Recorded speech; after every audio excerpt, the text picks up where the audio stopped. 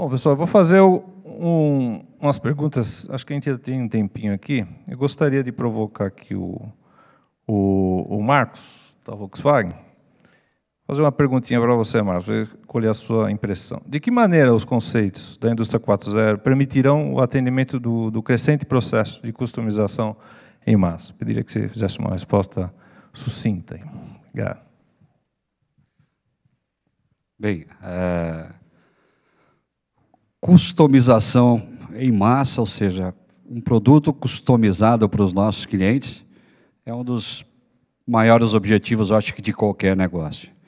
E nós entendemos que a indústria 4.0, uma vez que na nossa visão, ela interliga o cliente como ponto central e todos os outros stakeholders envolvidos no processo, como fornecedores, logística, cadeia de produção, etc.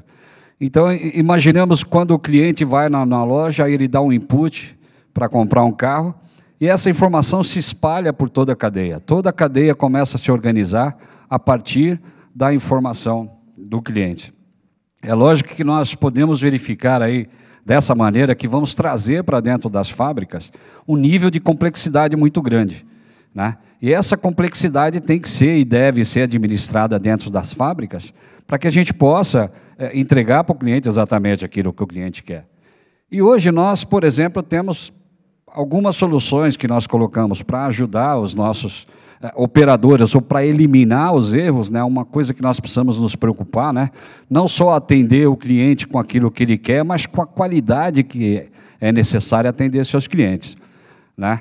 E para isso você tem que fazer com que o seu processo, que os recursos da indústria 4.0 dentro do seu processo, garanta que você não vai passar para frente nenhum problema de qualidade, ou seja, um dos pilares lá do Lean Manufacturing, defeito zero, você teria que cumprir, e o outro pilar, o One Piece Flow, você também teria que estar cumprido de forma muito satisfatória. Mas existem soluções hoje que são simples, que nós temos hoje, por exemplo, na Volkswagen, que nos permitem guiar os operadores para que eles não cometam erros, porque é lógico, depois de você fabricar 100, 200, 300 componentes, e você tem um homem envolvido, é muito simples imaginar que a qualquer momento você pode ter um erro. Então nós temos, por exemplo, o que nós chamamos lá de Pick to Light, né? O carro ele vem chegando através de um pequeno tag que traz uma memória, numa estação complexa, por exemplo, que é a estação de chicote, né? Vocês devem fazer uma ideia que a diversidade de carros, de features que nós temos nos carros trazem a necessidade de chicotes extremamente complicada, é uma peça extremamente complicada, extremamente parecida, que pode se cometer um erro a qualquer momento. Mas aí você acondiciona esses chicotes aí em lugares específicos e o carro traz a informação para o operador e acende uma lâmpada falando, olha, você precisa pegar esse chicote aqui. Então você já está orientando o operador daquilo que ele deve pegar, ele não precisa fazer nenhuma interpretação complicada. E você dentro do local onde ele vai pegar esse chicote, você também pode colocar um sensorzinho que custa R$5, aí, R$10 na Santa Efigênia, e garantir que ele colocou a mão no lugar certo e que ele pegou o chicote certo. Ou seja, uma estação simples, com a participação do operador, você pode garantir que o seu processo está 100% seguro, ele foi 100% bem realizado, para você administrar o maior nível de complexidade que você vai ter dentro da sua planta. Então, um dos itens importantes para indústrias complexas, como automobilística e outras indústrias, porque atender os clientes com alto nível de customização significa trazer complexidade para dentro da sua planta. E, ao mesmo tempo, a gente entende que a indústria 4.0, bem aplicada, vai fazer com que você aumente a flexibilidade que você tem dentro da sua planta, monitorando o seu operador, quando ele faz parte do processo, ou os seus equipamentos, quando não tem operador envolvido, para que você tenha certeza que você está entregando o produto certo para o seu cliente no tempo certo. Muito obrigado, Marcos, pela explicação. Ao Eduardo, eu gostaria de perguntar, Eduardo, na indústria 4.0, as informações ganham conexão constante com a rede mundial e podem tornar-se vulneráveis, como, aliás, você já comentou. Como devemos nos preparar para essa nova realidade? Dá mais uma pitadinha aí para encerrar as cores dessa. Claro, obrigado, com o maior prazer. Hoje, o planejamento ele é cada vez mais crítico. Quais são os dispositivos que eu quero integrar dentro de uma rede omnipresente, considerando os aspectos de ameaça que eu comentava agora há pouco para vocês, né, Oswaldo? Existem alguns artifícios, algumas ferramentas disponíveis que fazem com que eu tenha maior controle dos meus processos, dos meus equipamentos. Então, uma gestão por identidade dos ativos, por exemplo, garantindo acesso, nível de acesso de controle, baseado em identidade de usuário, e quando eu digo usuário, não necessariamente falando de uma pessoa física, pode ser um dispositivo, é uma das formas que nós entendemos bastante factível para manter o nível esperado de segurança. Um segundo elemento importante da nossa estratégia de segurança também é a microsegmentação dos dispositivos dentro de uma rede industrial. O que é a microsegmentação? Basicamente, eu separo os dispositivos críticos de uma rede virtualmente. Ou seja, a ameaça ela não vai enxergar o meu dispositivo dentro de uma rede. Ele não tem como entrar dentro da minha plataforma e, por exemplo, inibir a produção ou cessar um processo que eu possa ter definido, né? Essa microsegmentação, enfim, existe um produto chamado Stealth que faz isso. A rede fica invisível à característica do tráfego. E, finalmente, eu acho que muito em linha com o que o Marcos comentou na palestra dele também, a gente acredita que um aspecto, talvez, educacional, cultural, tem um papel relevante, é a integração das operações das equipes de OT e de IT. Na medida em que essas equipes elas trabalharem como uma única equipe, idealizando projetos desde o momento único e garantindo a responsabilidade de cada um ao longo desse processo e obviamente, vislumbrando, sempre compreendendo a importância da segurança da informação, nós entendemos que sejam elementos vitais aí para garantir essa qualidade. E talvez uma última pitada, né? Uma criptografia dos dados em toda a rede.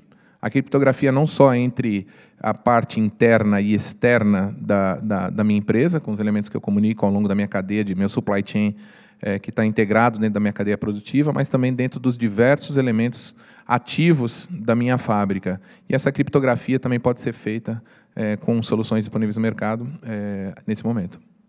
Muito obrigado. Por nada.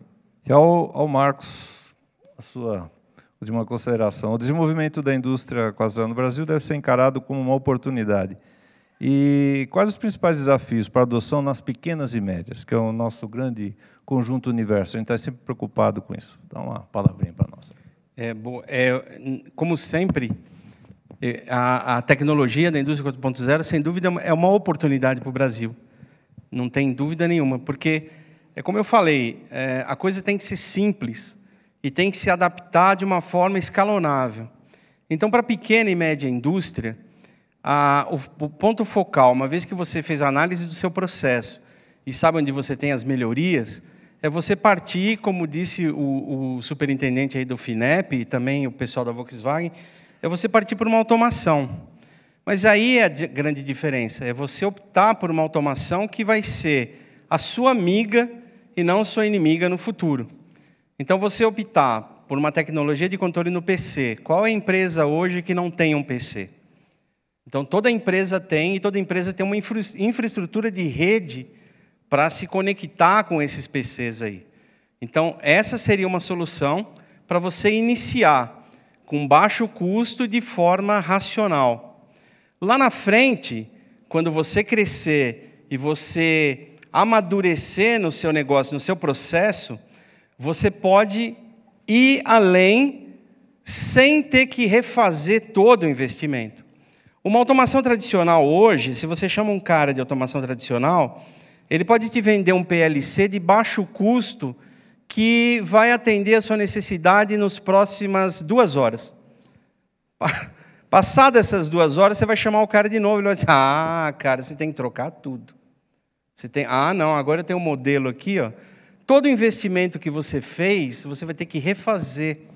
Então, você tem que optar por uma tecnologia que seja escalonável, que eu invista pouco agora, e se eu amanhã que eu digo é 6 meses, 1 ano, você evoluiu na sua empresa, você não precisa jogar tudo fora e fazer tudo de novo.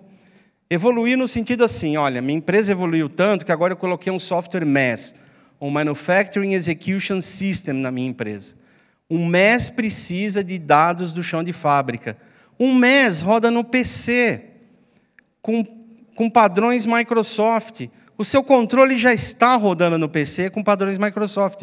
Uau, como é que eu faço para ligar um no outro? Pronto, já ligou, já está ligado um no outro. Sem investimento. Então, é uma grande oportunidade o uso das tecnologias consolidadas e testadas em outras áreas, trazidas para a indústria de uma forma racional. Então, é uma ótima oportunidade para as empresas no Brasil. A gente tem visitado pequenas empresas, visitamos empresa de açaí em Goiás, visitamos fabricante de sorvete caseiro, visitamos uma empresa como a M. Dias Branco, a Nestlé e tudo mais.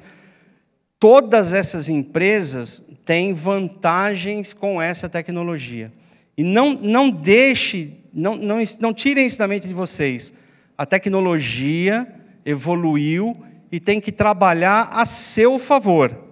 Se a tecnologia é complicada, difícil de instalar e muito cara, esse não é o caminho. Muito obrigado, Marcos. Bom, senhores e senhoras, queria agradecer imensamente a oportunidade de ter podido compartilhar esses momentos de sabedoria aqui com vocês.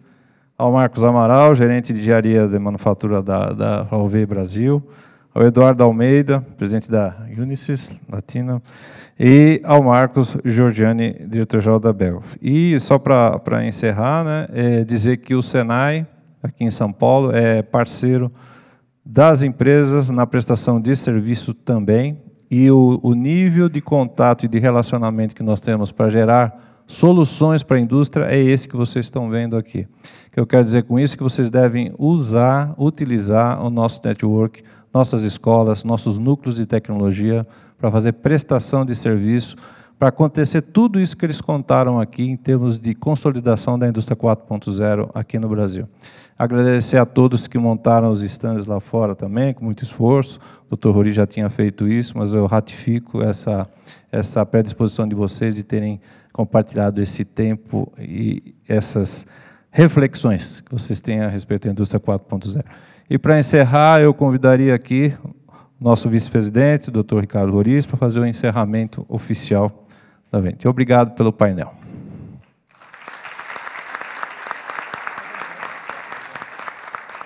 Bom, eu queria agradecer a presença de todos. Eu acho que de manhã a gente teve uma visão mais estratégica de país, né? uma visão de o que deve ser feito, quais são os caminhos, o que se está projetando para o Brasil nos próximos anos. Depois nós fomos para os conceitos da indústria 4.0, todo mundo está familiarizado aí com esses conceitos, né? Nós escutamos também algumas grandes empresas que de manhã contaram o que estão fazendo, o que pode ser feito, apontaram caminhos também. A gente percebeu que algumas empresas, né, elas já entraram forte na indústria 4.0, como eu falei de manhã, algumas já estão observando e já entrando devagarzinho, e outras estão tomando consciência disso, e isso aqui é muito importante. Na parte da tarde, a gente viu que tem financiamento, tem incentivo para entrar na indústria 4.0, e esses incentivos, esses financiamentos, eles já existem, não são coisas que dependem de decreto, de regulamentação, é só procurar e colocar o seu projeto, né, para ser avaliado aí dentro dessas instituições que pode fomentar as iniciativas aí na 4.0, e tivemos também essa ótima apresentação aqui, já mais no final da tarde, né, de casos concretos, de empresas que já estão fazendo isso há muito tempo, e a gente vê que, às vezes, quando a gente entrou aqui, a gente imaginava que a indústria 4.0 estava muito longe da gente. E a gente vendo esse painel aqui, a gente percebe que ela está muito mais perto do que a gente imagina.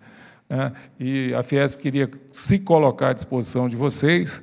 Agora, quando eu falo Fiesp, eu estou falando Ciesp, estou falando todos esses parceiros que fizeram esse trabalho com a gente.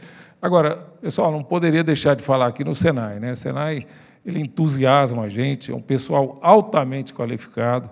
né, são professores, são técnicos, né, que têm uma vida dedicada, né, ao desenvolvimento da indústria, capacitação da indústria, e que ajudaram a fazer tudo isso aqui. Então, eu pediria uma salva de palmas aí a todo o pessoal do Senai, tá, que nos ajudou a organizar tudo isso. Agradecer também as equipes do Decontec e da BDI, que tanto trabalharam para que hoje acontecesse. E amanhã, 8h30, 10h30, tem dois turnos de saída, a gente vai estar lá no Senai de São Caetano, né, vendo lá que beleza aí, que eu acho que eu tenho rodado o mundo para ver isso aí, eu acho que dificilmente, ou eu pelo menos nunca encontrei instalações tão bem direcionadas para o desenvolvimento da indústria 4.0 como o do Senai de São Caetano. Tá? Muito obrigado a todos e boa noite.